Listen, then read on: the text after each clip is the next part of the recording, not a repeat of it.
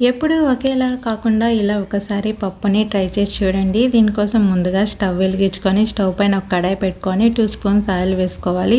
Oil heat అయిన తర్వాత 1 spoon ధనియాలు, 1 స్పూన్ జీలకర్ర, అలాగే మీ స్పైసెస్ తగ్గట్టు ఎండుమిర్చి కూడా వేసుకొని ఫ్రై చేసుకోవాలి. ఇప్పుడు చాప్ చేసుకున్న ఒక ఆనియన్, అలాగే చాప్ చేసుకున్న 2 టమాటాస్ని కూడా వేసుకొని ఫ్రై చేసుకోవాలి. 1 కప్పు కందిపప్పు వేసి 1/2 టీ స్పూన్ పసుపు కూడా వేసుకొని మీడియం ఫ్లేమ్లోనే బాగా కలుపుతూ ఫ్రై చేసుకోవాలి. ఇప్పుడు 1 గ్లాస్ వాటర్ యాడ్ చేసుకొని తగిన సాల్ట్ కూడా వేసుకోవాలి. అలాగే చిన్న నిమ్మకాయ సైజ్ అంతా చింతపండు కూడా వేసుకొని మీడియం ఫ్లేమ్లోనే బాగా కుక్ చేసుకోవాలి.